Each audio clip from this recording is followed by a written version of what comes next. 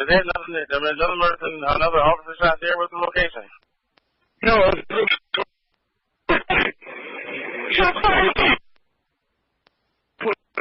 We got flight. Get the little guns out. 4, 9, and 10. Block off the roll up street for 50 seconds all the way down so we can have cars stop coming in there, please. Check here, check 4-8.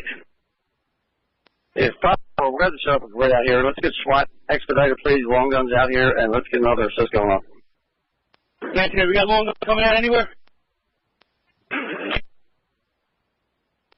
1854, be advised. We also have a female shot at 5118 Sampson. We need those rescue units now. Rescue en route. Where's the other officer down there? 504, let's just start scooping. We got 2 officers under president. We have to start diverting the other hospital cases over to put Hahnemann or other trauma. All right, check Southwest. All cars stand by, please. You can't fit in these vehicles that's out here. All cars. J to Southwest, if possible, have your units set up a perimeter and hold their positions and take cover and await the arrival of SWAT. Yeah, Radio, this is a large perimeter, so we're gonna have to set up somewhere.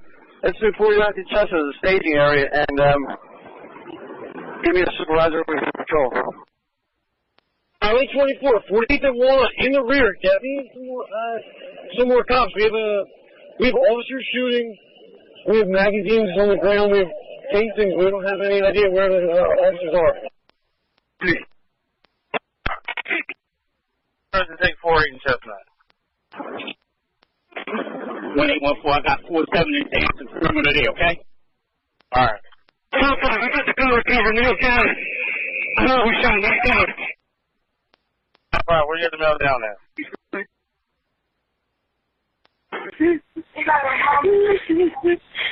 Hello? Okay, can you answer some questions for me? The police are on their way. The police are on their way. What's going on? Small mom in the room. Okay, what's his... Come up there, he's gonna cut her. Okay, do you have an apartment number? No, it's a house. It's a house, and what's your address? 2330 Green Street. It's 2330? Yes. Hold on.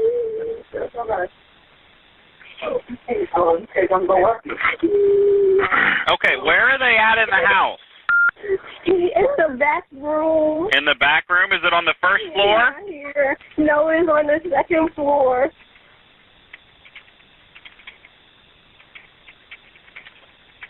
Okay, what's his name? Earl Pinckney. What's his last name? This SV Twiz, the Hood Blogger. Y'all know how I carry it. Shout out to everybody that been rocking with the content. I really appreciate y'all. Today I'm gonna give y'all an update on what's been going on in the city of Philly and across Pennsylvania during the beginning of the purge up to the day. And they officially had announced that, you know, they got the 911 emergency systems back rolling. But in order for me to get into what happened as far as with the purge, I need you to watch this video until the end, where I will break down details, and I have to rewind it back to 2019 because, believe it or not, this is really when the actual purge began. Even though we know the 911 system was down, they had announced that it was back up, but really does that make a difference? And I'll show you exactly what I mean. Extraordinary day of protests in Philadelphia. Let's begin with Eyewitness News reporter Alicia Reed near the police command center at Broad and Vine. Alicia?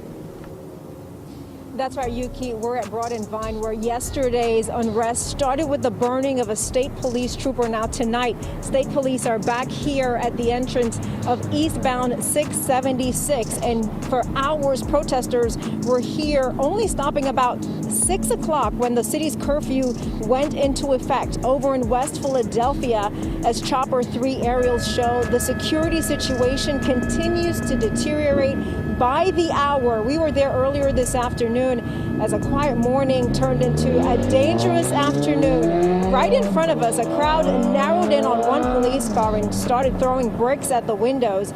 People all around were grabbing anything they could get their hands on to throw at law enforcement vehicles, eventually setting multiple police cars on fire. From the air, looting and theft from multiple stores along the iconic business district in and around Market and Chestnut Streets. A source tells us the plan was to raid the nearby Foot Locker on Market Street at 3 p.m. Now, police got wind of the plan and manned the streets. By 3 o'clock, the mayor ordered every business to shut down, but the looting didn't stop. And by 4 o'clock, police declared an unlawful assembly in the area, putting anyone on the street at risk of immediate arrest. Before 5 o'clock, tear gas was deployed as police tried to disperse the angry crowd. Now, in a Facebook Live, City Councilwoman Catherine Gilmore Richardson begged people to go home. Please, we don't want anyone to be hurt out here. We want everybody to be safe. I'm frustrated too. I'm frustrated as the mother of a black boy. I'm frustrated as a wife of a black man. But please be safe. We need y'all to go home. We don't want anyone else to be hurt out here, please. This was the beginning of an issue of something that's probably never going to end in the city of Philly. When the world had shut down, it was a green light to wear masks. And in the city of Philly and cities all around the world, you know, the youth had the rise of what they call the shiesty mask, which is the ski mask. You know, with me saying that, everybody had access to pandemic money, whether somebody was working or not, whether you had a business or not. You know, young people was getting thousands of dollars. Adults, older adults was getting thousands. You know, it's a big thing to even up to the day. You still see people getting arrested for doing false claims. So as they're giving out all this money and everybody is wearing ski masks, you know, they pushing the Louis Vuitton ski mask designers that would have never did it a day in their life. They pushed these ski masks out, and then they flooded the city with ghost guns. They flooded the city with ghost guns, as though the world and people from the outside looking in would like to blame the youth, the people that's involved with this. We have to understand that this pretty much was, you know, the system handing these guys a rope and basically telling them to get rid of themselves. Because coming from the city of Philly, where opportunity is very slim, the city is very jam-packed tight, and the children and everybody that's getting involved really just want to have a good time and enjoy life, but with the only thing that's in front of their face, which was access to a lot of money, and these ghost guns getting put in their hands. When I say put in their hands, they was put in their hands. A sheriff's deputy is accused of selling 2 guns that investigators say had been used in the deadly shooting outside of Roxborough High School. Eyewitness News reporter Matt Pacillo is live outside the federal courthouse in Center City with what he's learned about the charges the deputy now faces. Matt. Siafa, that deputy is now charged in connection to illegally selling guns on the street after an FBI investigation. Former Philadelphia Sheriff's Deputy Samir Ahmad was captured on camera during an undercover sting operation by the FBI earlier this month. Court documents obtained by Eyewitness News show still images from the operation of Ahmad allegedly accepting a thick wad of cash after he allegedly sold 2 semi-automatic pistols and ammunition to an undercover agent for about $3,000. After the sale, federal authorities traced the 2 guns and found they were used in the deadly Roxborough High School shooting that killed a 14-year-old boy and injured 4 others. Days after the gun sale with the undercover agent, Ahmad was terminated from the sheriff's office and arrested. That office sent Eyewitness News a statement that reads in part, former Deputy Sheriff Samir Ahmad was hired in February 2018 under a previous administration. On October 19, 2022, he was served with a 30-day notice of intent to dismiss for repeated violations. Court documents also show Ahmad sold guns to FBI agents on 2 other occasions. He was also captured selling meth. Chip Gallagher is the criminal justice chair of LaSalle University and says this puts a big spotlight on those sworn to protect and serve. We should hold police officers to a higher standard of conduct, and here we have someone, a complete breach and violation of the public trust. Is reportedly missing from the Philadelphia Sheriff's Department. This afternoon's revelation, the result of a year-long investigation. Now the new sheriff is promising change and accountability. Action News' Walter Perez live now in the Satellite Center with the details on this one. Walter. That's right, Brian. The investigation started after the Comptroller's office was notified that since the year 2016, 15 firearms went missing from the sheriff's office. But as you mentioned, the situation is way worse than that. Philadelphia Sheriff Rochelle Bilal says there's only one way to describe what she inherited from previous administrations after she was sworn into office this past January. They left us with a crazy mess as far as the sheriff's office and not just the armory. But the sheriff's armory was at the center of an investigation by City Controller Rebecca Reinhardt after receiving information that several weapons stored there were missing. The findings are nothing short of alarming. Investigators concluded that the whereabouts of more than 100 service firearms is unknown, along with another 109 personal firearms that were either surrendered to or seized by the department. Officials from the Comptroller's office say that while they still have no idea where most of those missing firearms ended up, the investigation continues as they follow some truly disturbing leads. The funny thing is, even though it's clear and dead smack in front of our face that these firearms is getting pushed to the youth in our communities, and you know, what else are they going to do with them? You know what I mean? It was always gangsters and things going on in the streets back 70s, and you know, we can talk back even in the mafia days. But if you think about those days, you know, the guns weren't as accessible. Even in my generation of coming up, of course we had access to, you know, getting our hands on guns, but it wasn't as easy as they made it, you know, for the kids now as far as flushing them on them. It would take me a lot more time, so I guess I had to break it down in other videos. But for now, let me just let you guys know the events that happened, you know, within the last week or so. 70-year-old man was shot and killed in West Philadelphia yesterday as he was trying to prevent his car from being stolen. Well, tonight, 2 persons of interest are in custody as the family grieves the life of a man who worked to help others. Action News reporter Chad Perdelli looking into it live for us now at that scene in West Philadelphia. And Chad, you spoke to the victim's niece today. Yeah, Shari, we're here at 63rd and Vine. This is where the 70-year-old was shot around 5 p.m. yesterday. You can see an evidence marker here on the roadway. And like you mentioned, I did speak with the victim's family, and they are obviously heartbroken. We haven't processed. We didn't even start to grieve. Relatives say Carmen Suero struggled with addiction for much of his life, but he'd been sober the past 2 decades. His thing was meetings, and he did meetings everywhere. He spoke, he chaired them, he ran them. That was his life. They say he was committed to his sobriety and helping others. He was very much into the Lord. He, I guess, remembered where he came from in that aspect and tried to help the underdog, so to speak. And they say Suero was in West Philadelphia yesterday afternoon for one of those AA meetings. Police sources say Suero left his sedan idling unattended, and that's when at least 2 juvenile suspects got in and tried to steal it. The veteran confronted the suspects at 63rd and Vine Street. The car was idling, so either he was coming out of it or he was going back into it.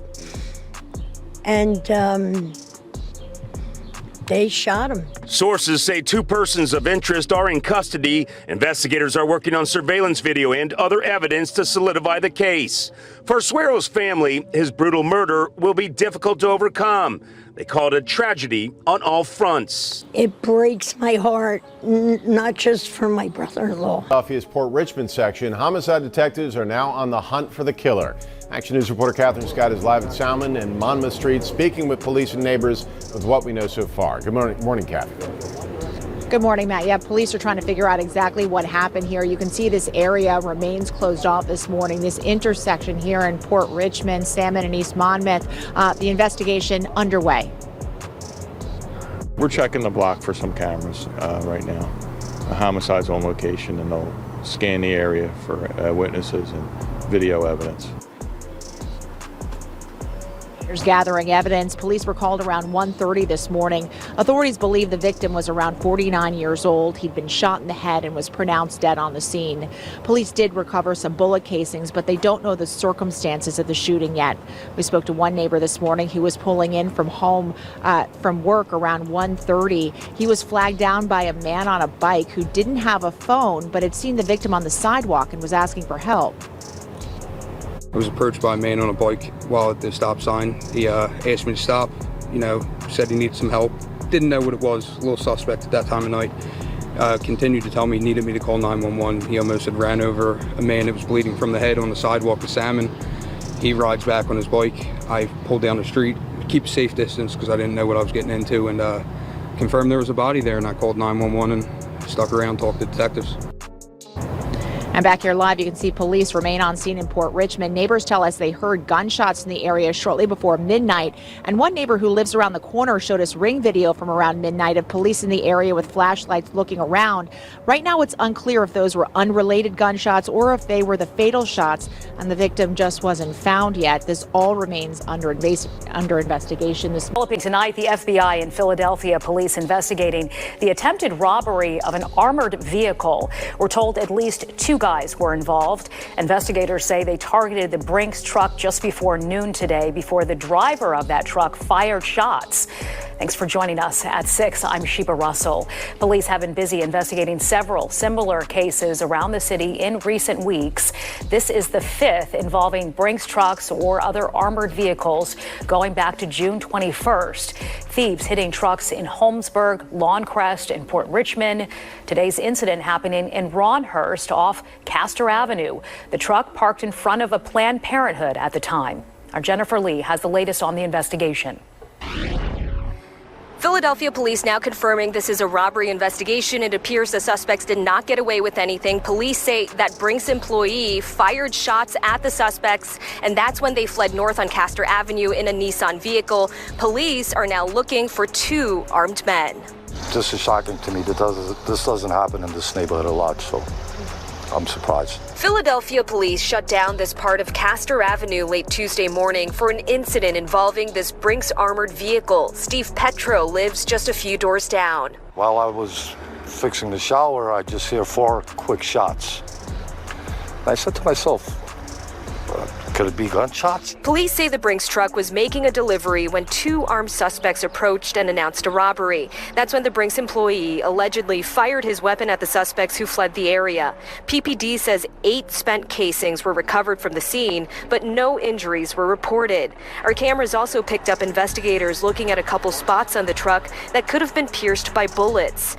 Many who live and work nearby stopped to watch the police activity. I live right around the corner, and I don't feel safe walking going any place when you see all these robberies. The Brinks truck was parked in front of Planned Parenthood, whose security told us the incident was all caught on camera. And the nonprofit organization PATH says their cameras caught 3 suspects in a black sedan pull up on the Brinks truck. I know it's been kind of common lately with these Brinks vans getting hit on. I know there was one not too long ago in Port Richmond, so I'm kind of surprised for this, to be happening down here. Philadelphia police say the armed robbery of a Brinks truck in Port Richmond happened June 21st by the Home Depot. A few days later, on June 26, a Loomis truck driver was robbed of his weapon and $1,000 in cash by 2 masked suspects pointing their guns. And on July 2nd, police say a Brinks truck was robbed by 3 armed suspects in the Holmesburg shopping center in the Northeast. In this latest incident, our cameras captured a Brinks employee talking with investigators. Definitely need to tighten up a little bit and keep an eye out for these trucks. We know in these streets that people really don't care if the 911 systems is down or not. But what's crazy is dealing with this AI technology and everything, when things do go left and it is a major shutdown where its systems are messed up around the world for, let's just say, 2 weeks at a time, it's going to get real bad because, as you say, people don't care anyway. And right now, we stuck into a systematical situation that's going on, and it look like it's not going to get good or better anytime soon. This SV Twiz, the Hood Blogger. Drop a comment and let me know what y'all think.